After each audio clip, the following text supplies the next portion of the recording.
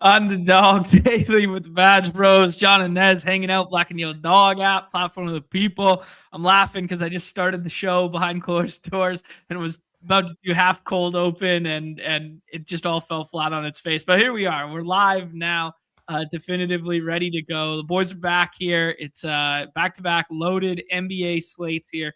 10 gamer today, 9 gamer tomorrow with a bunch of back-to-backs. That's going to be a dog bowl slate there, Nez. How we feeling about being back in the hoop streets? I'm very happy that I'm back in the hoop streets. I, found myself kind of drifting in different avenues without the NBA. I bought a bunch of baseball cards. I was on eBay just like all day, just like looking at shit that I don't need. And yeah, so I was just keeping myself busy, patiently waiting, drafting some dance teams, Okay. of course, as well, just drafting the same teams I drafted last year. So, just all too familiar, very ready to get back into it today. Are we so obviously you weren't here on Tuesday there when Mike and I talked a little bit about the dance. Are you back in on this T-Wolves being underpriced narrative? They're not underpriced anymore, but they're still an easy build. But yeah, they were like, you could start your T-Wolves build in like the second to third round last year. Now you have to take Anthony Edwards basically 1-2 turn to plant your flag. So that's the difference. Cool. Yeah. We'll end up doing some more dance stuff. We'll finish out the week here with just doing dailies for NBA. Today's slate's massive, and then tomorrow's Dog Bowl slate. And then we got a light day on Monday because it's only 3 games of NBA, and Numi's going to join us. So we're going to have a, state of the games, back in touch with Numi, hang out, get caught up on life before we actually all go meet up at the Dog Bowl there. So maybe we'll talk a little dance on Monday. Maybe we'll talk a little dinger. We'll figure that out because spring training is starting soon as well. I believe it's starting tomorrow, actually. Wow. Yeah. That's exciting. Yeah, lots of things happening right now.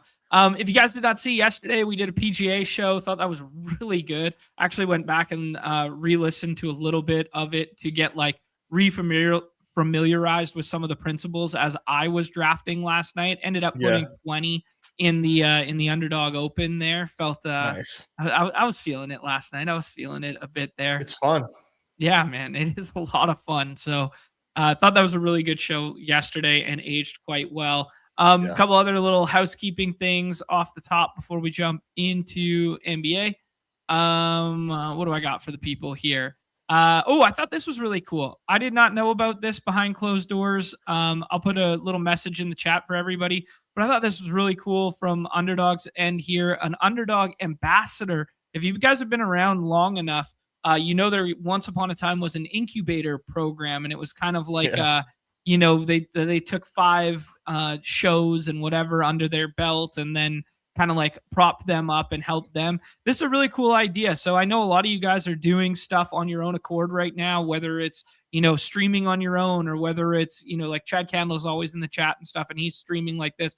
Like, just if you guys throw out your information into this Google form and stuff, they're going to give you some site credit to go alongside you, doing this sort of stuff. And it's stuff you guys are primarily all already doing right now, whether it is sharing feedback on your Twitter feeds, sharing feedback on your Discords, etc.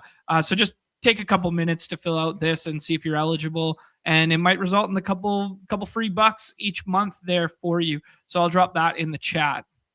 Yeah, I thought that was really cool. I saw that whenever they first went live with it. So yeah, if you guys aren't already involved in some form or capacity, hopefully you guys can take advantage of this. And I thought it was a pretty cool thing. So yeah, hope to see, like you said, all our fellow creators out here, friends, family, etc., get involved with this. Yeah, perfect.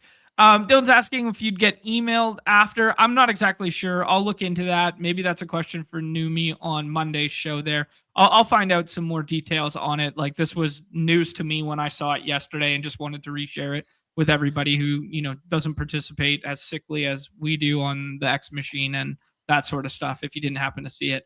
And then we got a little giveaway here. Go ahead, follow the NBA account, the other account. You guys are already all doing this, but another site credit giveaway here. So just go ahead and retweet that bad boy, put that in there. And then Dog Bowl stuff. we got qualifiers here, as I said, tomorrow and then Tuesday, Thursday next week. So no off and on the clock tomorrow. We're just going to do it on our own accord here, just a regular show. But we will do off and on the clock with Pete next week on either the Tuesday or the Thursday for the Dog Bowl. So 3 more opportunities for people to get in the Dog Bowl. The clock's ticking, man. Clock's ticking. Yes, sir. And if you guys are not going to win your way into the Dog Bowl, the one last way to get into the Dog Bowl that is pinned in your chat right there, we are going to draw it tomorrow at the, let's call it the halfway point of the show. What do you think? Halfway point of the show, make the people get in. We are officially going to draw my +1. So if you guys have not filled out, I have to go through and add how many months of membership and that sort of thing to that for everybody. But there is the Google form. I think there's like 58 people signed up, but then the odds will vary based on, how long you've been a member and all that stuff. So I'm going to go through it tonight. I also know that I got to take out some people who have already qualified or already have status. So make sure you guys get in there. You can be my cuddle buddy for the weekend there. No, just kidding. You'll get your own room, etc. But yeah, looking forward to bringing someone from the community through. Anything else, Nez? No, I'm excited to see the results of that. Anxiously awaiting who ends up winning that. But no, very excited. Very excited. Yeah, it's incredibly nerve-wracking for me to know if they're going to put out or not. We're going to find out right away early on there. So no, nothing. Crickets from Nez. Sorry, what did you just say? I'm hearing my son crying. No, you're good. All right, dude. Let's jump into the slate here. Evergreen questions for you. I will admit my attention a little bit split right at the moment here. I do have the women's gold medal hockey game up as we are going here, but yeah, how many deep are we in the process tonight, this evening, Nez? I did 100 layup lines and looks like 34 Thursday night hoops and then 15 buzzer beaters. So just a smattering of drafts, just trying to get a feel for what everybody else is doing, who I'm getting concentrated on, just trying to get a feel for the field right now. But yeah, we'll get into it, but it definitely seems like it's a weird slate where, like, I think it's kind of difficult. Okay. A little bit. Cool. It's kind of weird to say that coming out of All-Star break when you have like 10 games and everybody's on a full week's rest, and it's kind of like, how is this difficult? But we do have a laundry list of injury report to walk through. Guys, do us a favor, hit the like, subscribe, notification bell, all that fun stuff. I don't know what's been going on with our streaming stuff recently. Sometimes it's triggering live on YouTube. Sometimes it's not. It's sometimes not on the X machine. Sometimes not. I don't know. It's kind of weird. So if you guys do enjoy the content, just make sure you guys are subbed up here and hanging out. Yeah. All right, Nez, let's just dive in then. Let's talk about, those 100 that you've already done there and talk about some of the rankings here. Obviously, we got ourselves a little bit of a joker slate here. Another one that it's getting propped up in this first round is Maxi. I saw Maxi going as high as 2 or as low as 6, depending on what room you were in there, just with the no Joel Embiid this evening. Yeah, just kind of like macro thoughts here. Yeah, I mean, like you said, Joker slate, Wemby slate. So pretty loaded first round there, at least for the first like 5 picks. It's pretty decent. Where things get difficult for me essentially is like, I guess basically like that the second through like 4th round. Okay. Yeah, sure. Is just extremely flat. Not a lot of guys that stand out to me is like, oh, like this is who I really, really want tonight. There are some that stand out more than others, but for the most part, man, like I find it really difficult to like see through ADP and pick winners. There's a lot of, a lot of it's dealing with the teams that are on the slate, but also just like the projections and for these guys just really don't vary very much. So it's kind of an interesting day in that regard. It might be a skip the third round kind of day then. Yeah. I mean, like both the Houston guys are there the majority of the time. Almond was falling in rooms this morning. I was noticing that. Booker, obviously no Dylan Brooks tonight, suspended because of the flagrant foul stuff. But like, Devin Booker, we haven't seen like big time ceiling from in a while there. So it's kind of hard there. Two of the best rebounding teams and two of the best like kind of like hottest teams right now in the Hornets. They're going up against the Rockets. They're both like long and tough, but the Hornets are a little short-handed this evening. Michael Porter Jr. we haven't seen in a couple. Orlando, you kind of never know who to pick through, and that could be that could be a one-sided affair there this evening. Yeah, man, I think I kind of nailed it with the cover boys like 3 days ago there with BI and Nemhard. I think those guys will be risers as the day goes on, but yeah, I don't know. It's weird, man. We don't know what the Evan Mobley minutes are going to look like. Plus, it's his first time with Harden on the floor there as well. Giddey, we don't know what the minutes are going to look like. So it does kind of feel like, split the middle, take it out, pick some of your favorite targets, and then maybe double scroll late because we have so much depth on the slate. Yeah, no, I think that's probably the right move, at least to deviate from what we think the common combinations are going to be. Just because, like I mentioned, like that tier is flat, and I don't think you're sacrificing a whole lot to get a little unique there. So I'm sort of struggling with it because, I'm trying to, I mostly auto draft a lot these days, but I find it difficult to auto this slate. You really gotta micromanage, I think. Okay, cool. Yeah, 100 kind of suggesting similar in the chat there, where it's like trying to pull up a lot of players because he thinks it's a Joker slate, so he's kind of trying to get the unique pairings there. That would lend itself to being a tough slate to auto draft. Yeah, for sure. Because it's like if you just depending on how many you run at one time, like you really kind of have to keep an eye on it. It's hard to just set it and forget it right now. Mm-hmm. Yeah. Well said, dude. Yeah, well, I think that's kind of a good precursor there. We can kind of jump in and just start ripping, I think. Go game by game here. Yeah, let's do the damn thing. All right, sounds good. Yeah, this interesting note here in the chat from Miles that this Spurs and Suns game is and it's a meet in the middle kind of game there. They're meeting in Austin tonight, so a little extra incentive to show out. I don't know about that, but yeah, that's interesting. So it's kind of interesting that they're having a game in Austin and it not being nationally televised, because the two nationally televised games tonight are Prime Video. It's the kind of top battle of the top of the Eastern Conference there with Detroit and New York, and then there's Boston and Golden State as the other Prime Video game. It's interesting. I forgot that the Spurs and Suns sometimes do that. Yeah, I think this is. I'm trying to think when else they did it. They did it last year, I think, because like KD was back in Tex and UT Austin, so that was like a thing. Yeah, I do remember that. You're good. I kind of thought they did it just because of KD, but I guess not, because obviously. Yeah, I-35 series. Miles is saying that they're playing in Austin again on Saturday. The Spurs are versus the Kings. Okay, interesting. Yeah. All right, man. Let's start jumping around here. Start talking about some injury reports and hop on over to the beautiful unabated interface. I'll give this one the switcheroo, and I'll give this one the switcheroo.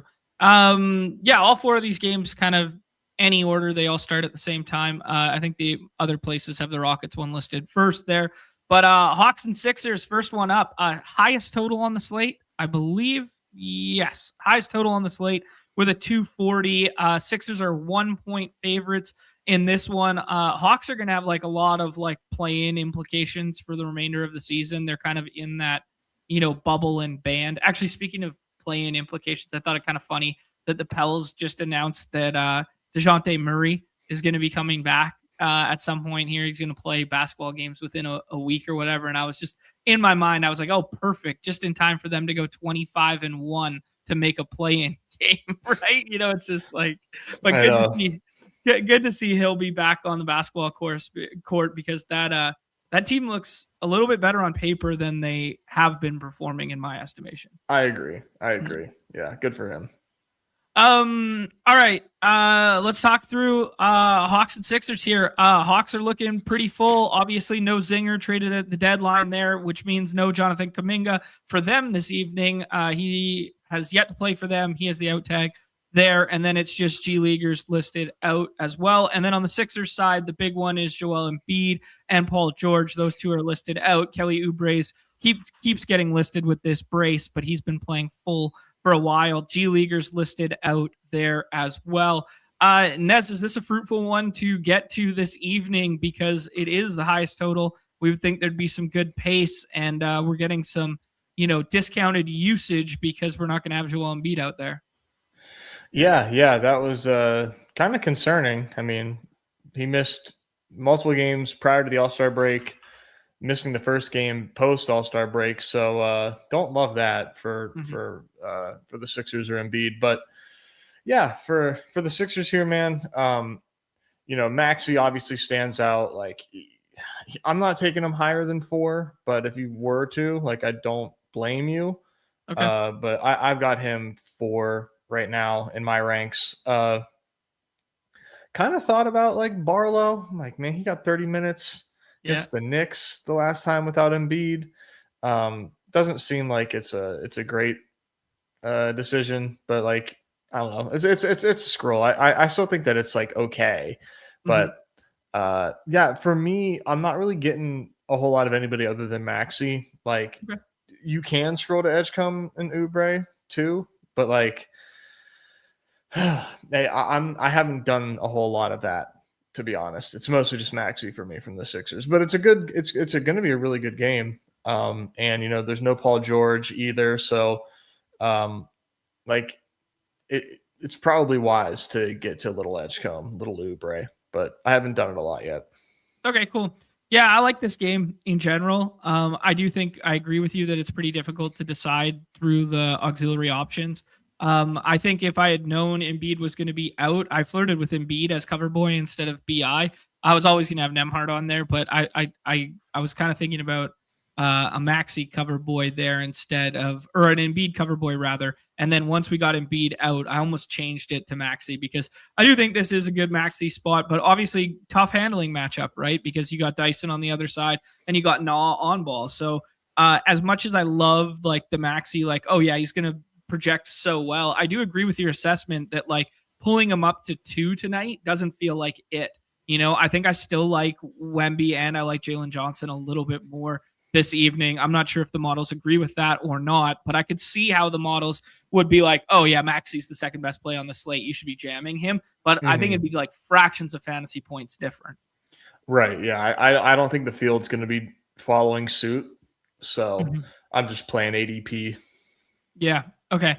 Also, a good point by Ollie here. It is by far the highest total on the slate. It is, it's at 240. I mean, it's 10 points higher than the next game. It's 8 points higher than some of the other ones. I mean, I wouldn't say like by far, but like, 7 points is noteworthy, I guess, than some of the other games. 6.5, some of the other games. Yeah. It kind of plays into this slate being weird and flat. Of the back end options, I think you were right to point out Edgecombe and Oubre. Dominic Barlow had his contract converted, so he's just way safer now. Like, I just expect him to start at the 4 every night and play 30 minutes kind of deal. So it is nice to see. I think Grimes is a bridge too far for our game. I don't know, the Drummond dude. I don't think it's a terrible spot for Drummond going up against Onyeka. But they do really split the 5 minutes with Adembona there. So I don't know if you got 26 out of Drummond, the rates just aren't as high as they once were. I think probably VJ and Oubre, but I think all 4 of them, if you showed up, would be fine. Yeah, I'm not doing Drummond, but I get it. Yeah, I think I would rank it exactly as we have it on the screen there. You could coerce me into saying it's a better Kelly Oubre spot than it is VJ Edgecombe spot, but I think the Edgecombe like band of 40 minutes is like there, whereas like Oubre's is not. Like, he's like 30 3 to 36 kind of thing. Right. Yeah. I'm just going to play so freaking much. Yeah. Let's talk about the Hawks side there. Obviously, we just had the Jalen Johnson conversation. Do you have Jalen Johnson at 3 today? Yeah. Okay. Cool. And then, people like clicking Na, Onyeka, and Dyson in the last round there. This is the fullest iteration of Atlanta we've seen in a while. So, like, Jock Landale's in there. Ricochet's back and starting. The CJ Spike games came with other guys out of the lineup. Now CJ probably returns to more of that, like, 26 minutes kind of deal off the bench today. Just thoughts on auxiliary Atlanta. Yeah, I haven't been getting to any of these auxiliary Atlanta guys really. Okay. Like a couple, like 1 or 2 Na shares, 1 or 2 Onyeka shares. I'm not doing Dyson Daniels and not doing CJ. It's been just Jalen Johnson, which does like kind of sound weird because this is like, highest total for sure, and there's missing bodies on the Sixer side, and like, I'm drafting like 2 players in this game, but the Hawks at least are like pretty full, like you said, and it does get a little more dicey in terms of like who's gonna provide you that slate winning ceiling, and I kind of struggle to see it a little bit here, just based on how full they are. So yeah, I'm not really doing a whole lot of these Atlanta guys yet. Like we'll see, as I finish out my drafts and maybe they look better to me as we get closer to lock. But right now, man, it's just like Jalen Johnson and Maxey is kind of all I've been doing from this game. Okay.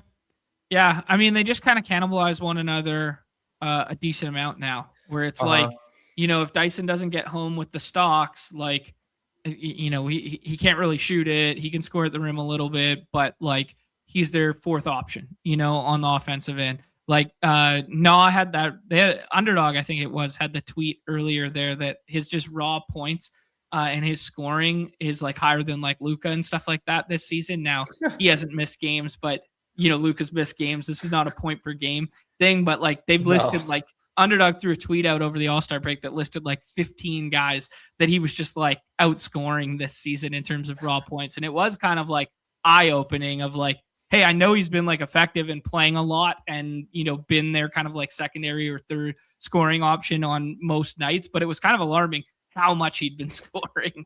But he hasn't missed time and he plays a lot. Yeah, dude, Na's cool. We've been on the Na train. Mm-hmm. Onyeka, I'm a little bit scared that like he's getting cut in more by Jock Landale now that they have like serviceable backup 5 run there. But I think Onyeka still has a ceiling of playing 30 tonight. So I'm fine with it in the last round. Again, in line with you here, dude, where it's like, this is the highest total game on the slate. I want to play a bunch of guys from here, but like they all just kind of cannibalize one another. And I really got to find a narrative. I'm kind of like max 3 from this game and max 2 per team from this game. Yeah, I think that's totally fine. It would be hard to get 4 players from this game. I think you'd have to like double scroll. Mm-hmm. All right, dude. Let's keep pushing then. Next one up here, Cavs and Nets. Evan Mobley expected to come back tonight, so this will be the first time that we see Harden in Garland's spot, and we see those kind of like quote unquote big 4. Jared Allen has had a really nice uptick in tandem with James Harden, but that is not overly surprising to the ball knowers out there because we know what James Harden is, and we talked about it his very first game with them. That, hey, this could be a boost for Jared Allen. We talked about it on that Dog Bowl slate. Like this could be an instant boost for him because they run so much high side screen and roll stuff. And like James Harden was the best in the world at it with Zubac. And now he gets, some combination of Allen and Mobley. I do think they still do the overlap thing with like him and Allen and Donovan and Mobley, but it kind of just cuts into all of them here, dude. I think Mobley's going to be capped. I think he has one of the worst ADPs on the board in my estimation. But yeah, this is a 230 with a 16.5 to the Cavs side there. Injury report on the Cavs side looks like G Leaguers and then no Strus basically and no Tomlin. And then on the Nets side, no Claxton again and then G Leaguers there. So Yeah, Sharp's popping for people, but MPJ will be back this evening as well. Where do you want to start? I guess Brooklyn. Okay. Just because like I didn't understand the Dayron Sharp obsession personally off the rip. Like I know no Nick Claxton, but like Michael Porter being there, I thought kind of like really kind of muddied things for him, and we're not getting that like awesome spot necessarily either. So I didn't really get the Dayron love. I'm going to be really light Dayron if we're taking him ADP 24 here. Like, just feel like you're kind of paying for last week. I didn't quite understand. Although what I do think the real culprit here is that his underdog projection is higher than Michael Porter's. So he opened up, we always talk about this. When the ADP opened up, Dayron was sitting like top 20, top 15, because he's got that fat 39.9. And it just has that stickiness that like carries over even after the main opens and all these other contests open. So I kind of think that has something to do with it. Like I said, he's not going to be a very strong part of my portfolio today. Okay, cool. Yeah, I respect the take for sure. He could just do so much from a usage standpoint, but yes, I understand the Michael Porter Jr. cutting in thing. They do need the size out there on the floor with Mobley and Allen on the other side. I don't think this game probably stays competitive enough for him to play 30 like he did against the Pacers there. And the Pacers were like an absolute smash spot for fives. So I'm in lockstep with you being like, hey, we're paying the same price we were playing last slate for him when he's in a smash spot. And we were like, hey, run to the podium for this guy. And now all of a sudden it's like, oh, I could poke holes in this one. And it's not as fun. I think there's 3 guys behind him I want more than him right now. Initially it was Nembhard, Brandon Miller, and Brandon Ingram. Those were the 3 guys behind that I wanted more than him. But I'm kind of fine with him in that like 25 to 28 range, just because he's going to have most of that 5 role to himself this evening. Yeah. Okay. I'll buy that. I just think it's fragile. Oh, it's so fragile. Very fragile. Yeah. Yeah. High rates guy. We love him when Claxton's not there or vice versa. But yes, it's definitely not the spot that it was last time out. I like Michael Porter Jr. way more tonight, and they're only like 3 or 4 spots apart, right? Yeah, and to be clear, I do like Michael Porter. I have a good bit of Michael Porter. Okay. There is that same amount of fragility there, but I think given the scoring floor for Michael Porter, like obviously safer. Like obviously, I think Michael Porter Jr. is a better play than Dayron Sharp. But acknowledging that fragility still exists there. But I have a lot of Michael Porter right now. Sounds good. Anybody else draftable here? No, not from Brooklyn. Yeah, I tend to agree with you. Let's move on to the Cleveland side. There are 4 draftable pieces here, pending on your viewpoint. I kind of just X'd Evan Mobley out of my portfolio earlier. Maybe that's, I don't know. Maybe you can talk me into it. I just saw the ADP. I was like, there's no reason to play him when they're 16.5 point favorites more than like 22 or 24 minutes. It just kind of comes in and cannibalizes everyone. I think Harden's my favorite play here relative to ADP, but even that I'm not like overly enamored with. But yeah, just thoughts in general on Cleveland. Yeah, I was not loving the Evan Mobley ADP very much. Didn't really make a ton of sense to me first game back.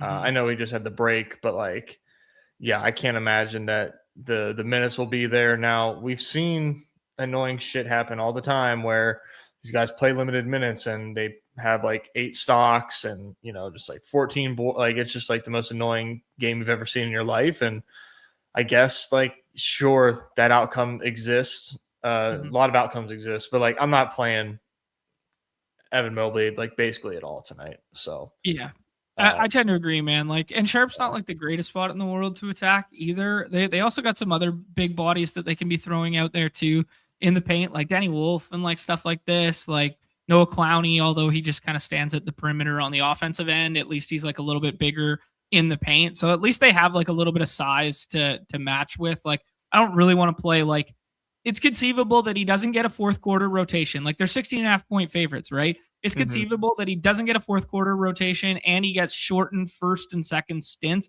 and he plays like 18 minutes and has 36 fantasy points. And it's like, yeah, that's a really good game for 18 minutes. And that's probably exactly what could happen. I don't think it's enough to win the slate in the fourth round. I think there's other places to go. Yep. Yeah, that's 100% like it just is so expensive for a thin range of outcome. Yeah. So yeah, no thanks, dude. Do you think they still continue to stagger the rotations the way we've grown accustomed to here, so that like Harden pairs better with Jared Allen than he pairs with Mobley and vice versa? I mean, you would think, right? Yeah. I think that was sort of like the thesis of, of what they do and the way that their roster is set up. So you would think so. Like, I still think you probably have one more slate of Jared Allen looking awesome. Mm-hmm. Okay, cool. Yeah, I respect it. Yeah, I think you could see something very similar to this, but with an extra body in there. This is what they did last time against the Wizards, and there was just full garbage time in the back here, and 24 minutes, 26 minutes, 27 minutes, 28, and then you take out like Tomlin's 15 tonight, and you just kind of redistribute it around a little bit, and you get like Mitchell's fine, Harden's fine, Allen's good in the last round. Like, that's kind of it, Take it a Mobley share or two when he falls. Mm-hmm. Yeah, like, and he should fall. Like, ETR does not have a very friendly projection on him, so he should fall. But I haven't really seen it. Okay, not yet. Okay, let's take one last second here. Wiz is saying in the chat that the last time he came back, they played. Let's see here. Played the Knicks. Okay, so Christmas Day. Let's put a little caveat on that. And it's at the Garden. And he comes back and he plays 25. This was like a way more competitive basketball game. This is 126 to 124. Like, if we're baking in like the 16.5-point spread in this same spot, it's 18 minutes you project them for. Yeah, I think that's I think that's fair. Yeah. I mean, like, I get the pattern matching, but like Mobley played off the bench on that slate. It was only a 5-gamer. Yeah, I don't know. Does he play off the bench tonight too? I don't know, just because it's been, it's post All-Star break. I'm not. Right. I don't think it's a given. Yeah. Yeah, I'm soft Xing him out. I'm good with it. Allen's fine in the last round, but obviously his ceiling gets capped a little bit here too. Yeah, I'm just like not overly excited about it. Oh, thank you. This is a good reminder for me because I didn't do it off the top on our macro. I will do this right now because I did have the note here. I forgot to mention. So obviously everybody has a shit ton of rest coming into today. Thank you for bringing this up. There are 7 teams or 8 teams on back-to-backs. We'll count them as I go here. So Cleveland plays the Hornets tomorrow. That's the 2 back-to-backs. Pacers and Wizards play again tomorrow. So that's 4. Atlanta is Miami. So that's 5.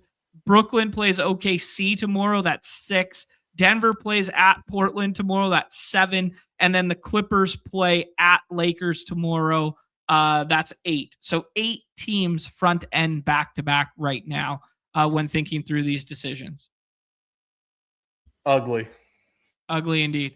Shout out to Brett Boy, legend of the community here, who has made it from puck connoisseur and longtime viewer to now underdog draft game maker and legend there. Had some kind words for us yesterday on the PGA stuff. Much love, Brett, on the 2 years, my friend. 2 years as a Memby. 2 years as a Memby, one of the real ones. Let's go. Love Brett. All right, dude. Third game on the slate here is Pacers and Wizards. We got a 233 here, and we got loaded injury reports. 2-point favorites on the road for the Pacers here. Obviously, Pacers in tank bowl season watch kind of deal. Going to be no Pascal Siakam this evening. They got hit with a fine. They were one of the 3 teams, I believe, over the break that got hit with a fine here. Johnny Furby's done for the year. Tyrese Halliburton still has the out tag there. Pascal Siakam is out. Obi Toppin is out. Zubac is out as well. And then we have some of the G Leaguers listed as potentially available. So Talon Peter and Ethan Thompson with probable tags. And then you got to keep an eye on the Q tags for TJ McConnell, Quentin Jackson, and Micah Potter. So, yeah, interesting moving pieces here on the Pacers side of like, hey, can we play a 5 here? Because we like playing this spot just in a vacuum with a high total of like, hey, can we play a 5? Well, that might have to do with if Potter is out or not, or if he's in the starting lineup or not. Do you play some handling? Like Quentin Jackson could play, 25 minutes and start, or he could just not play basketball this evening. So there's a lot of moving pieces there. It's led to Nembhard having like a high ADP and then just dart throws on the Pacers side. And then on the Wizards side, we have no Alex Sarr this evening, and then obviously no D'Angelo Russell, no Anthony Davis, no Cam Whitmore, and no Trae Young. So let's just talk through the Pacers side first here, Nez, because, tight spreads, high totals, and the Wizards on one side of the game feels like a good spot to get to. But do you know who to get to this evening? I think so. Okay. I really like Andrew Nembhard.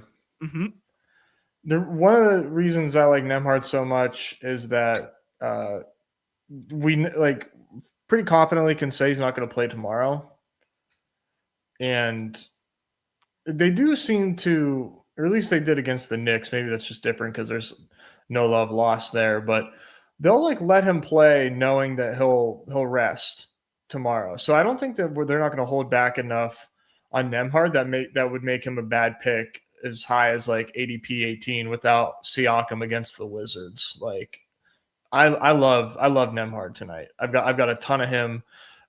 Feel really good about that. He's one of my favorite clicks on the board right now. Yeah, could not agree more, man. Maybe he gets a little bit of tough on ball stuff on the other side from Below Cool Bally or something like that, but I don't particularly care. This is a spot where he could get all the usage in all the world here, especially taking Benny Math out now as well. Obviously, Benny Math traded the Clippers there, and that was effectively my assessment in putting him on the cover here was, he's going to play one night and then some of the other guys are going to play the other night here, and he never plays back-to-backs because he hasn't played a back-to-back in, what was it? We looked it up. It was February of 2 years ago or something like that. So, yeah, so jamming Nembhard on the front side here seems good, and he seems like he belongs in that 18 through 25 ADP range. The next question is, who the hell else can you get to here? Because I kind of talked about, this weird 5 rotation. If we knew Michael Potter was out right now, because he has started in recent iterations here, and you've seen some big fantasy box scores from him in that Brooklyn matchup there. He left one of the games too. He left for a brief stint and then came back. He was starting over Huff. Jarris Walker was starting at the 4. Then they kind of mix and match it all around him. Who would be your next favorite to get to here, or is it just Nembhard? No, I like Jarris Walker and Huff. Okay. Just kind of playing those guys tonight.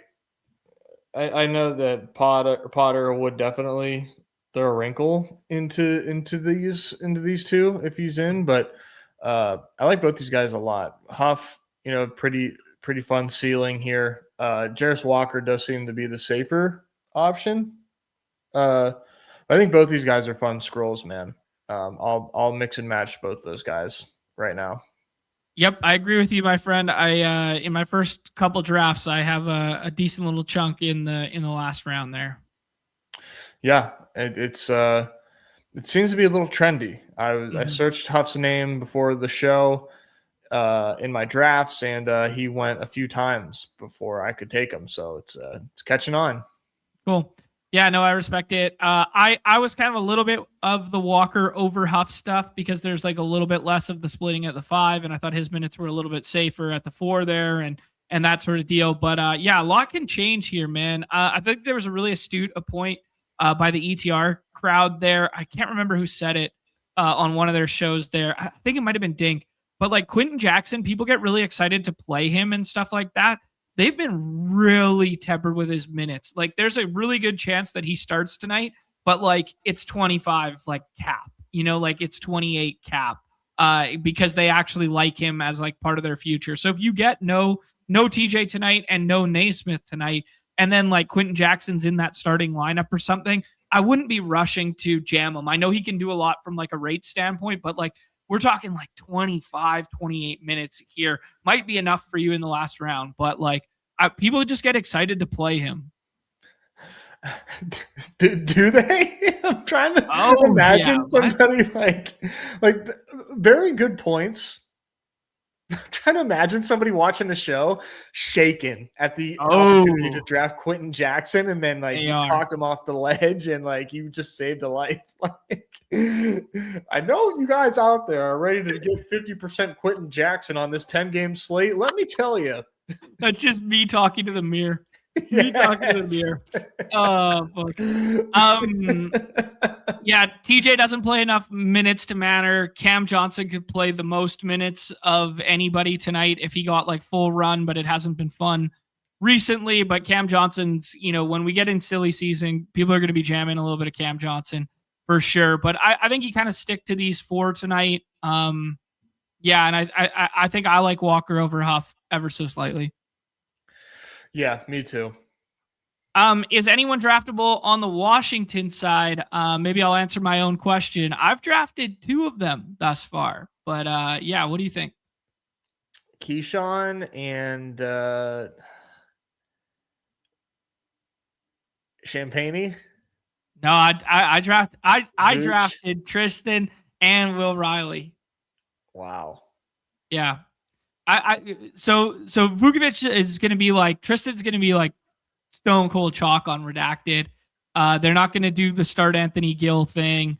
He's going to have like all the freedom to play a bunch of minutes in like a matchup that we traditionally like. This could just be like 5s trading buckets tonight. I like it. I think not enough people are drafting him in the last round. I think all 3 of these guys are in play tonight. I guess I could put Justin Champagne in there as well. Trey Johnson is just not really one of those dudes that I click on right now, and he's still coming back, and he's like part of their future minutes limit, blah, blah, blah. You can't wait, though. I can't wait. You're right. Did you see his interview with, who was it with? Oh, my God.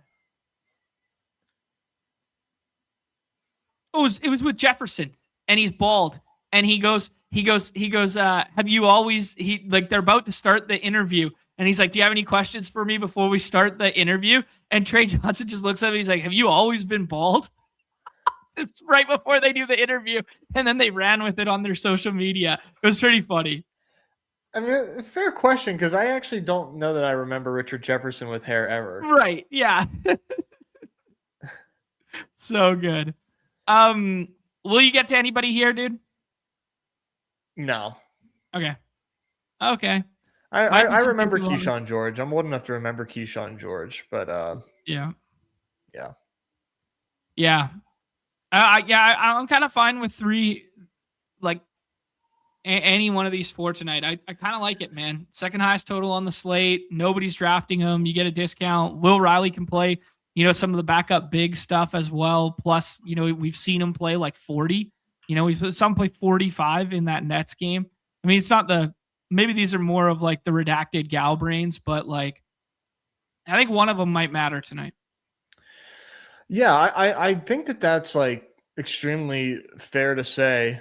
Yeah, he got up to, like you said, 45, and obviously an OT game there. Mm-hmm. I'm against Brooklyn, right? That wasn't in regulation, but it was like a shorthanded game too. Okay. Yeah.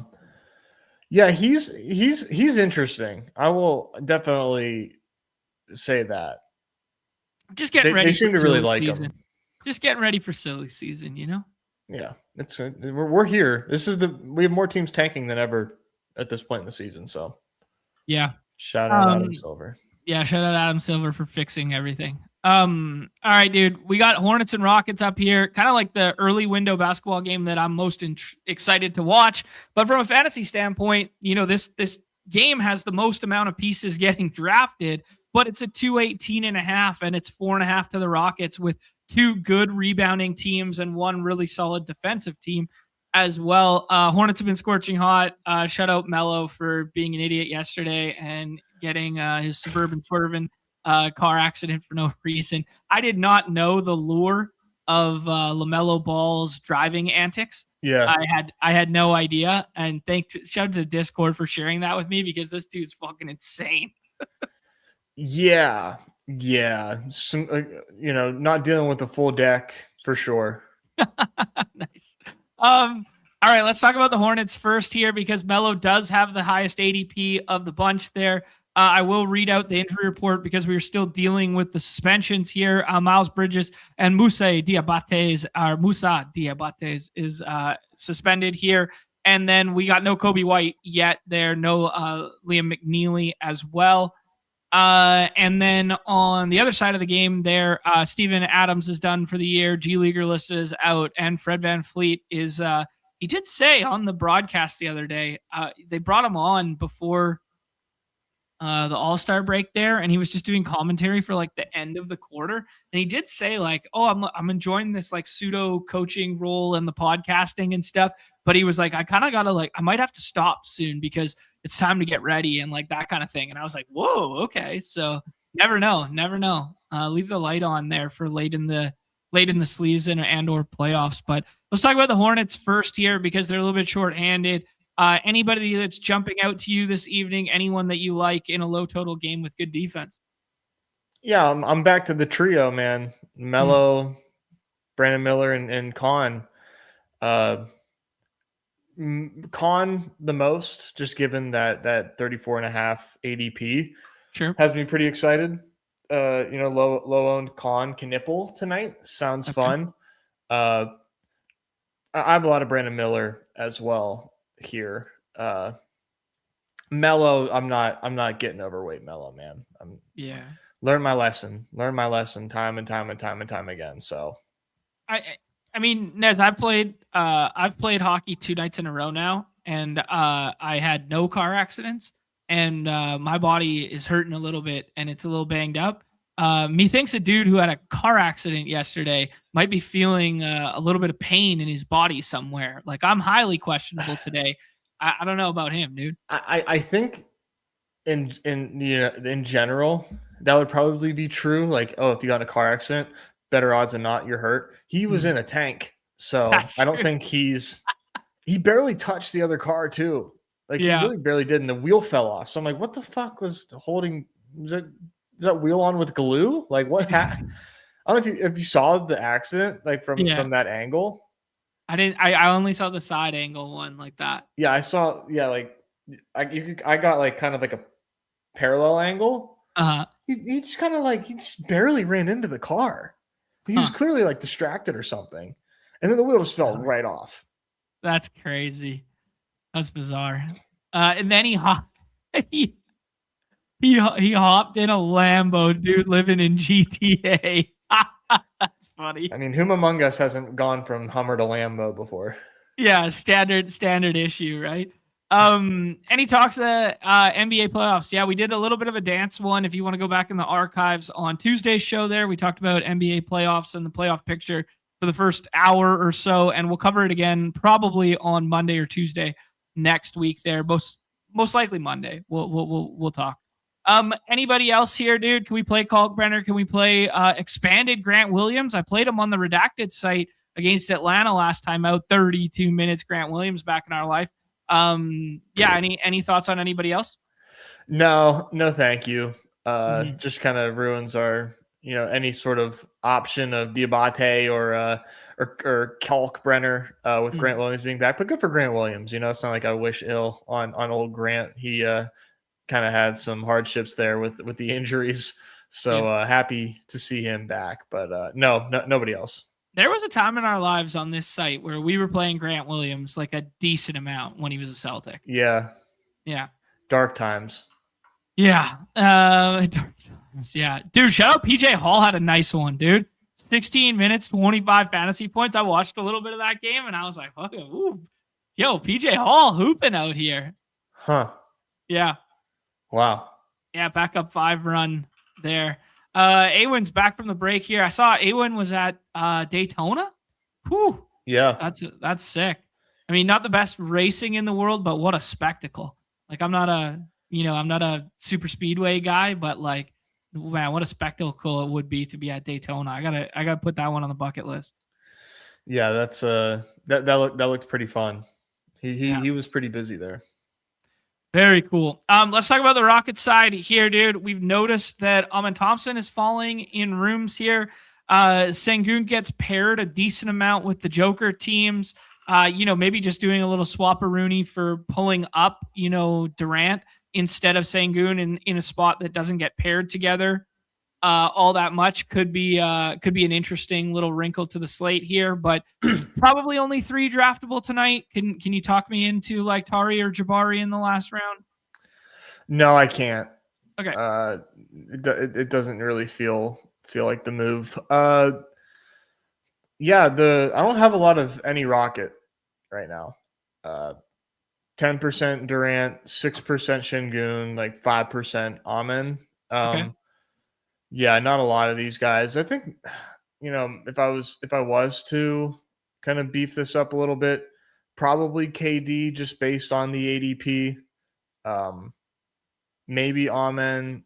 I don't know. Şengün does feel fine too. I don't know. I mean, I just don't have a lot of these guys. Mm-hmm. Maybe I'll fix it. Maybe I'll just live with it. But I don't see this game as being like awesome or this being like a fantastic spot necessarily. Mm-hmm. Even though they're facing a shorthanded Charlotte team. I don't know. Maybe I'm missing something, but because it does seem kind of weird to be off these guys, but I don't know. Yeah, I just think the nice things I could say is maybe you get a little bit of a turnover prone Mellow on one side and some of the stocks get like a little bit inflated here. It is, maybe we can get, I was about to say maybe a nice spot for like some 5 stuff for Sengun playing like 32 minutes and he gets to cook like PJ Hall instead of having to deal with like Kalkbrenner as the second big, like, you know what I mean? Like maybe we could say that. Not having Bridges on ball is probably good for KD because he would probably take that assignment. So maybe that's kind of nice, but dude, super low total, 2 good rebounding teams, not added possessions here. I get it, man. I'd be max 2 from this game for sure. It doesn't help that the vibes are atrocious. Right. Yeah. The vibes are bad after the KD burner talk. Hornets are smoking on the other side. Like they're hot. Yeah. I'm excited to see what this game, like I won't be able to watch it in real time. But I really want to like watch highlights of this game and see how they interact and how they play. Right. Yeah. Because that's just embarrassing. I'm sure you guys talked about it a little bit, but that shit's embarrassing as fuck. Yeah. The burner leakage, basically. Yeah. Yeah.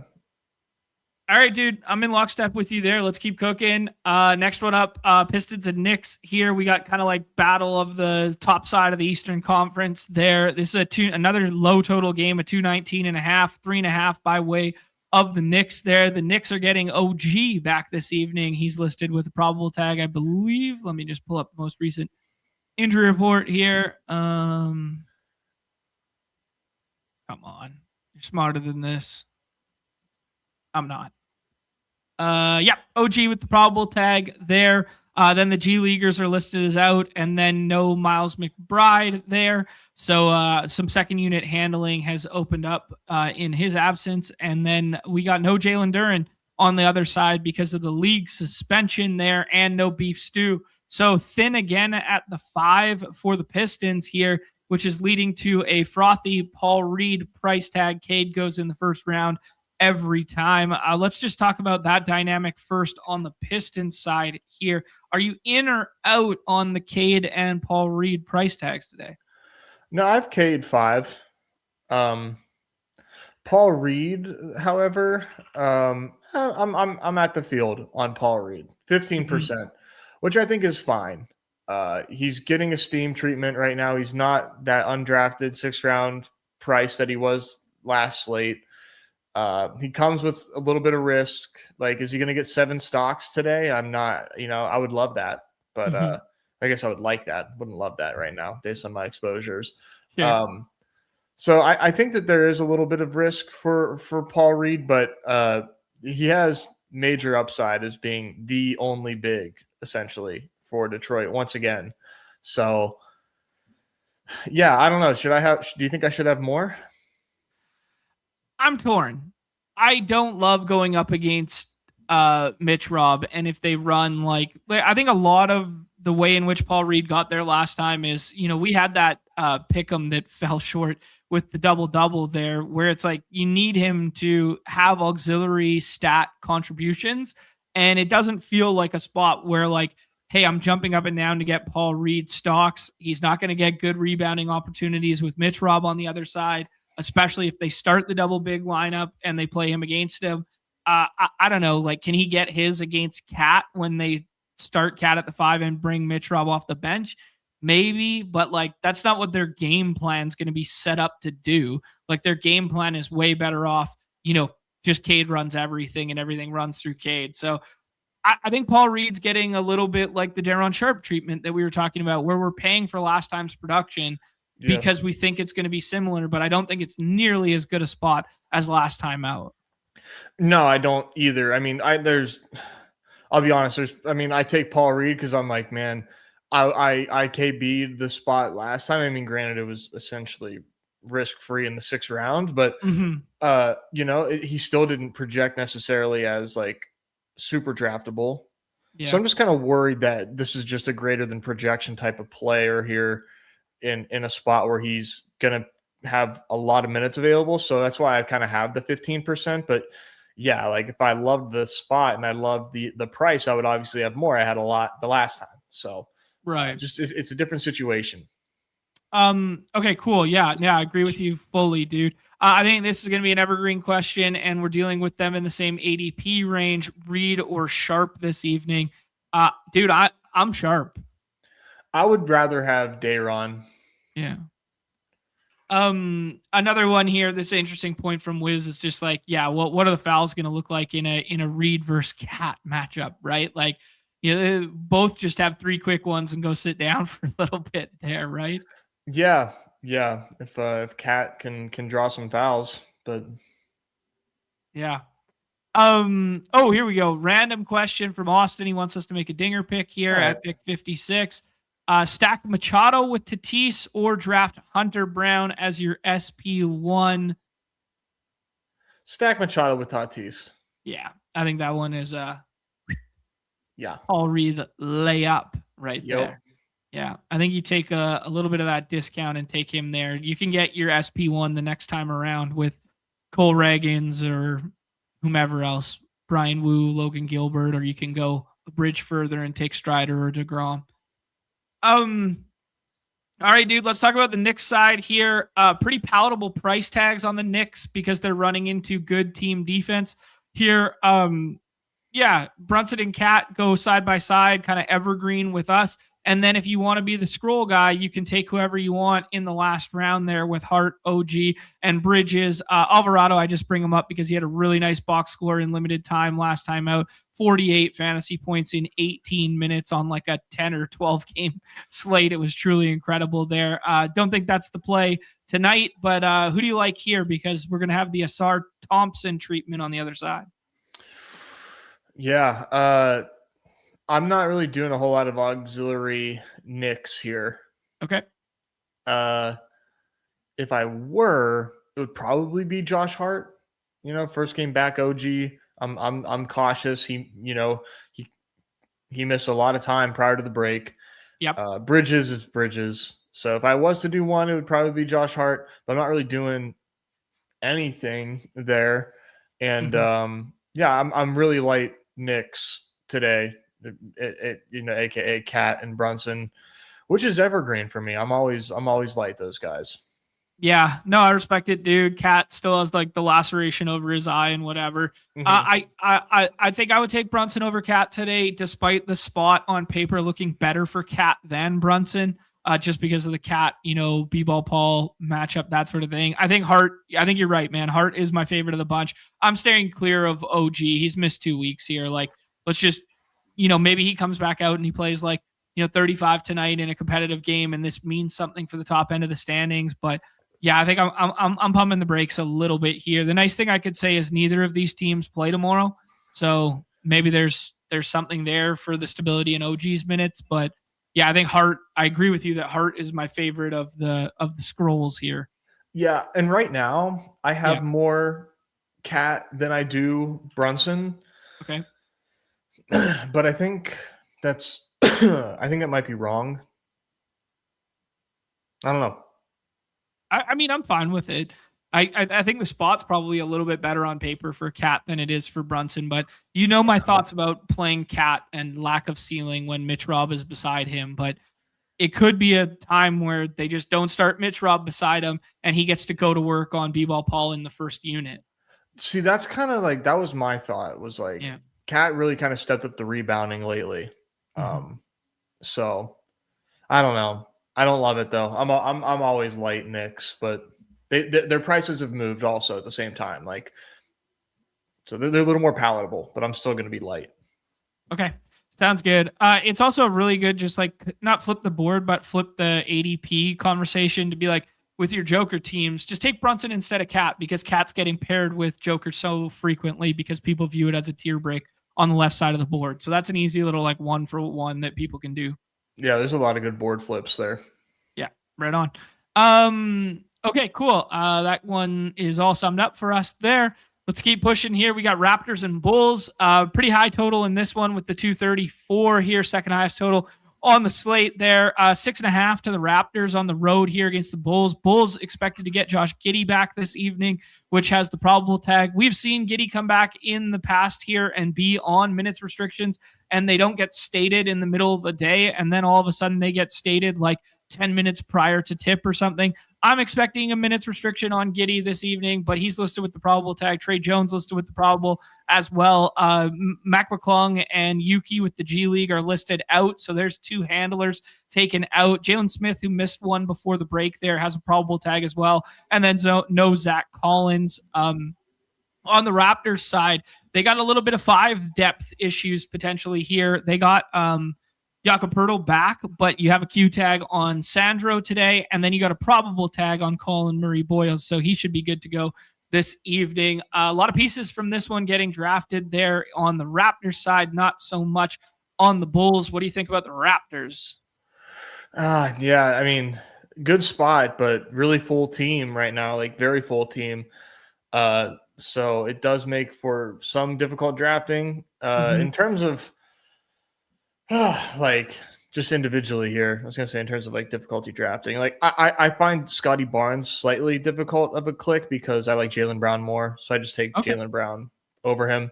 Okay, that was interesting. I was the opposite side of the spectrum. I was like, "Ooh, we might see a little small ball second unit Scotty tonight." Like I was like, there might be 40 minutes in up tempo here. I was in on the Scotty side more to start the day.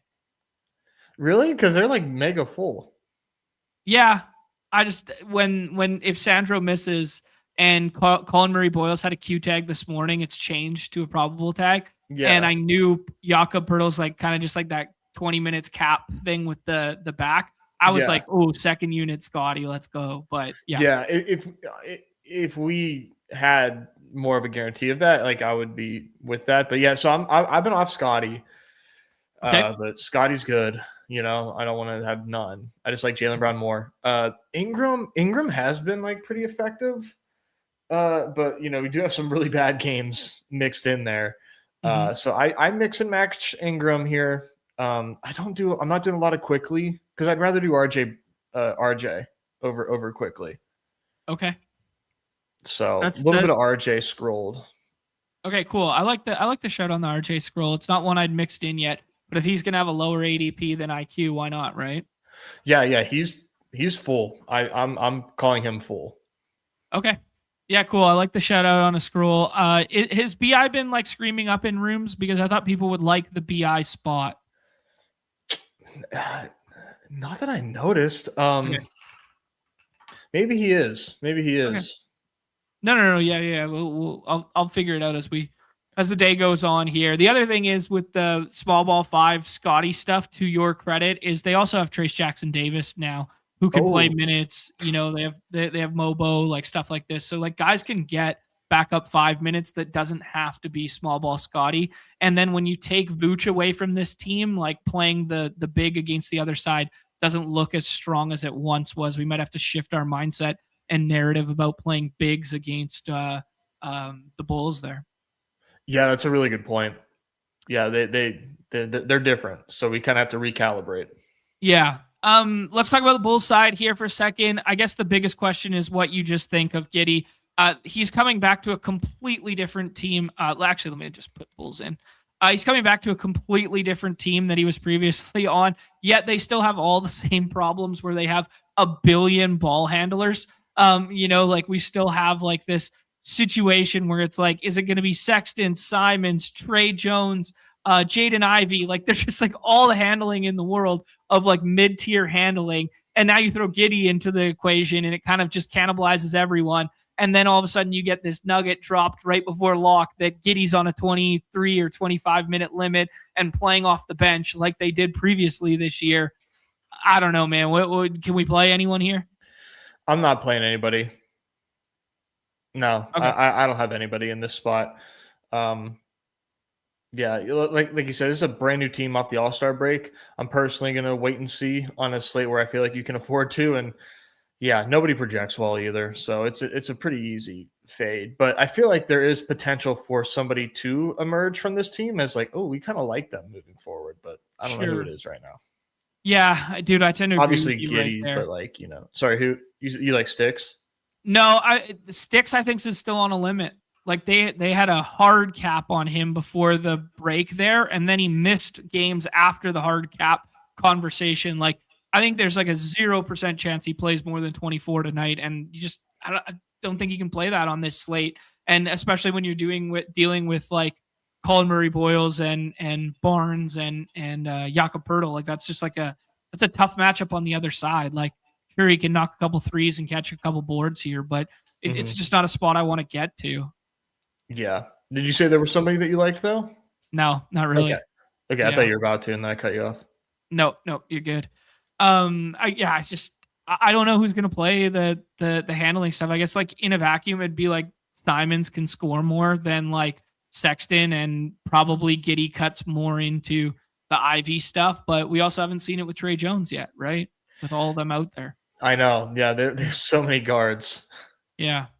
Yeah, it's funny how they like, we're gonna get rid of some guards at the deadline. We're gonna unload, and then they end up with the same problem of like, what the fuck? Hey, let's try these new recycled guards that used to be lottery picks and see if we can get some magic from them. Same amount of guards and 24 second round picks. What the hell happened? Right. Yeah, exactly. All right, dude, let's talk about the Battle of Austin tonight here in the Spurs and the Suns there. 229 here, 8 by way of the Spurs. Spurs looking pretty full here. Spurs have, they've been basically running 11, 10, 11, something like that. Wemby, they didn't have the most competitive games in the world prior to the break there when they played the back-to-back, and Wemby didn't have to play like full. So I don't know, only 8.5 here in a Austin spot where, maybe they want to showcase basketball a little bit, that Wemby could get an uptick there. Although I will say, they do not play tomorrow. Spurs do not play tomorrow. So that could be nice for the Wemby minutes. We had that monster ceiling game from Castle, like the triple-double, the 40, 12, and 12. And then he kind of came back to earth the last couple. G Leaguers are out here. Mason Plumlee is out for backup 5 duties there. He signed with the team. And Lindy Waters is out here. So nothing overly noteworthy. And then on the Suns side, Q-tag on Grayson Allen, which is technically a midday. And then Dylan Brooks has been ruled out in this one for the suspension, the flagrant foul stuff there. So, Yeah, I don't know, man. It's basically just Wemby and Booker here, but can we get excited about anything else? I mean, I kind of think Colin Gillespie is exciting. Okay, sure. We're on Spurs. Sorry, I didn't see. No. Let's go Suns. We can go Suns. Come on. Yeah. Yeah. I think Colin Gillespie is pretty exciting. Grayson Allen missed some time before the All-Star break. And now he's got that midday downgrade. Mm-hmm. I think that makes Colin Gillespie pretty interesting with no Dylan Brooks. Just as like little 1-2 action there with Booker. We do have Jalen Green in the fold too, but like I think Gillespie will play 30 some minutes, and like we've seen a ceiling. He does need some vacancy in usage. Mm-hmm. So if Grayson Allen misses, man, I think Gillespie is actually like pretty sneaky. Dude, I like that shout. Gillespie always comes down to like if he closes or not. And there's just a way better path to him closing without Dylan Brooks and potentially without Grayson, right? Because like the Gillespie games are like, does he play 22 minutes, 24 minutes, 26, or does he play those outlier 34s? And then you're like, okay, here we go. So I think it's pretty sharp if you want to do Wemby teams with Gillespie as the scroll in the last round to be like, hey, that game plays competitive. So Colin Gillespie closes and plays like 33, 34. Yeah. I like that pairing. Cool. Another pairing that not a lot of people are going to do is because, we haven't seen ceiling in so long from Devin Booker, pairing a little bit of Booker with Wemby or Booker with Castle in the last round, something like that, just for the same mantra. Yeah. I like Castle a lot tonight. Okay, cool. Let's move to the Spurs side there. A good point in the chat from Jay Fresh saying that Castle had got a little banged up in those last two games when the box scores didn't pop in the same capacity as that big outlier one there. So yeah, maybe Castle looks a little bit better tonight than I previously stated. Yeah, I mean, he's not being drafted as though he's, anything that people want at the moment. ADP 35, which is what really, really has me excited about getting to him, is that, there's going to be some ownership leverage on the side of the drafter, and he's good. He's good at basketball. Cool. I just think he's very, very underpriced today. Yeah, good shouts there. Do you like him more than Fox, or do you kind of like have them in the same bucket? Yeah, I like him more than Fox. They're pretty similar, obviously, in terms of projection, but Fox gets drafted more. So I'll take the discount on Castle, but everything else that they project like really, really similarly. I just think Castle has a better ceiling too. Castle just has so many more ways to get home. Like Fox is just like, get buckets and like, that's it. Right. I know he has been playing better. I will give him credit there, but yeah, I think Castle feel like they're both like really, really similar, truthfully. Yeah. But I like the Castle dimes upside a little bit more than Fox, and boards too, right? Like he definitely gets more boards than little De'Aaron. Yeah, no, I like it, dude. Yeah, shout out De'Aaron Fox hitting that clutch shot in the All-Star game that nobody was watching. I heard that was good. I didn't watch it. It was good. It actually was good. I heard it's actually good. The recap a little bit there. I'm just clowning. He had no business being there though. Yeah, like you said that, and it didn't actually register. Wait, hold on. Yeah, he was an All-Star. Yeah, for the NBA. It's like what? for his play. Nice. Anybody else here, dude, or they just run like a little too deep off the bench to get excited about anything else? Yeah, no thanks. Okay, cool. Dude, Carter Bryant got fucking little hose job at the dunk stuff there. He was getting his ear chatted off by Vince in the middle of his round, and like the time just expired on him. Is that what happened? I didn't watch it. So he misses his first dunk, and then like he's like got a minute and a half or whatever, and it's the last round of the finals. And then Vince just starts talking to him as he's setting up for his next dunk. And like he talked to him for like 25 seconds at least. And then he goes, misses the dunk. And then he goes, okay, now I got to do another dunk like in like 8 seconds. And then just couldn't complete like a good enough dunk to matter. but he basically lost like 1 to 1.5 dunk opportunities because Vince was talking to him in the middle of his round. Vince, I mean, for a veteran, like, dude, you own the dunk contest. Like, you're the face of it, and that's interesting. Yeah, I mean, maybe they didn't have the timer back in Vince's era, so he was just like, "Oh, he's got another chance. Like, it's okay. Three dunk chances." And like, he started talking to him. I hope it was a misunderstanding. Maybe he was a little banged up. I don't know. That's poor form. That was bad form. It was bad form. But yeah, this is how I felt. Fox over Harden was criminal. But yeah, I do understand. A Western Conference guy. Now. Yeah, that's why I do believe that. Like that was like they don't want to put a guy who's now in the East on the West kind of thing. Yeah, even though they don't even play together like that. It's so right. Yeah, but still. What about Big Mark Dub tonight, or is it just too risky against Wemby with foul trouble, etc.? Just the spot, it really turns me off. But any other spot, I'd probably be like, yeah, let's scroll to Mark Dub. Cool. Last 3 games on slate here, dude. Celtics and Warriors here, the second of the nationally televised games. 6 by way of the Celtics. 212 is the lowest total on slate here. Kind of gross one there, but that has more to do, I imagine, with the Warriors side of things there. Yeah. Neither of these teams playing tomorrow, so just wanted to confirm there. And then the injury report, man, we're probably going to see Zinger make his first appearance as a Warrior here.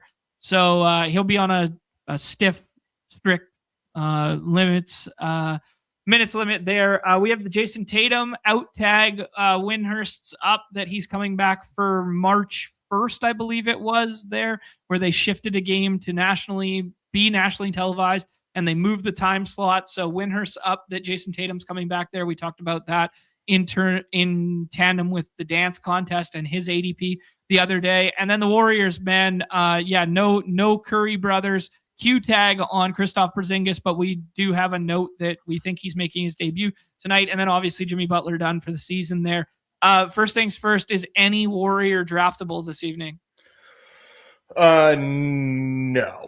Perfect. Let's move on. I fully fucking agree, man. I have no idea what to expect from Kerr's rotations. I have no idea what to expect at all. I don't think any Warrior is draftable on our site tonight. So let's move to the Celtics here, because the Celtics maybe tell a little bit of a different story here. You said you liked JB a decent amount this evening, and then we also have the opportunity to get a little bit of a discount on Derek White, and then maybe a little bit of sixth man Pritchard, who's been really good since moving back to that sixth man role, and then Vooch, who's been good off the bench in his tenure with the Celtics here, but the minutes have been, that hovering around 23 through 28 because he's playing secondary duties, and they're still starting Keita there. So yeah, thoughts on the Celtics guys?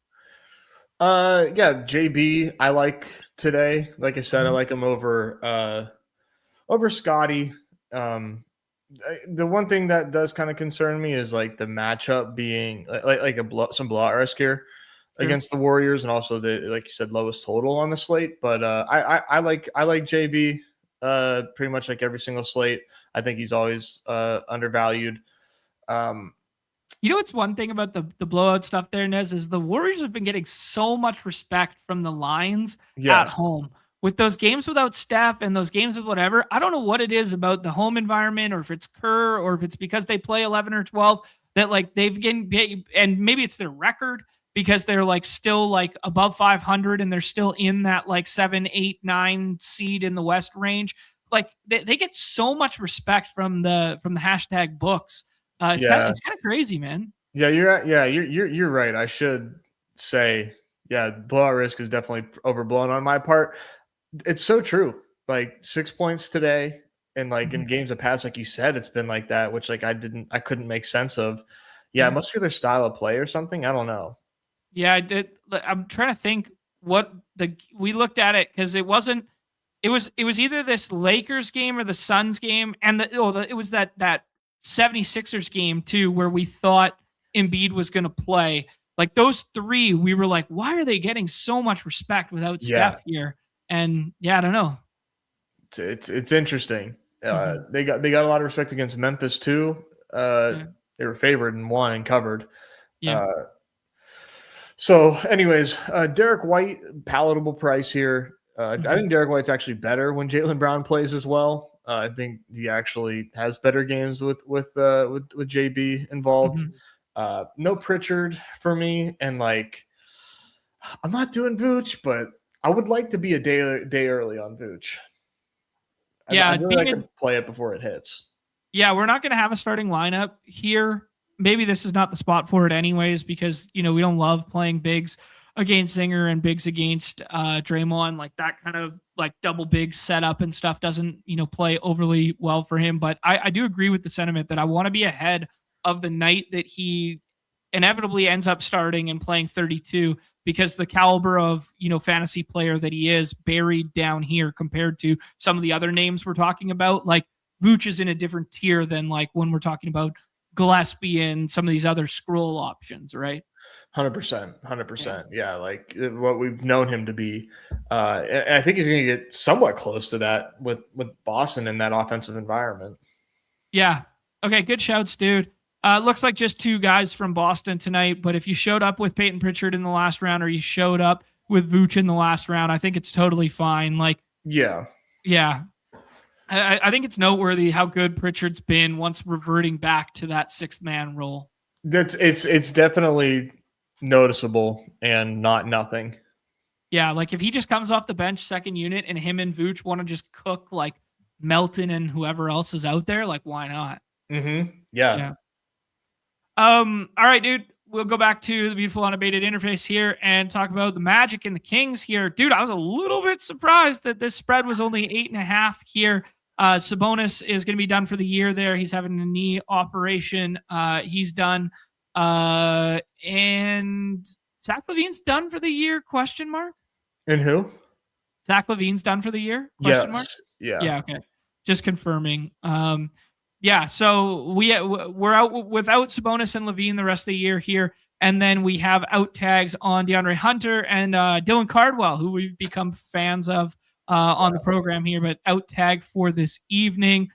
Yeah, I guess the conversation with the Kings is going to be how many minutes do the vets play before they just, wave the white flag, and are they draftable on each and every night? And then the Magic are getting drafted like crazy out here. Franz Wagner is going to be out this evening coming out of the break, and then the G Leaguers listed out here. So a 225 with 8.5 to the Magic, a little bit lighter than I would have thought, but let's start on the Magic side first there, Nez.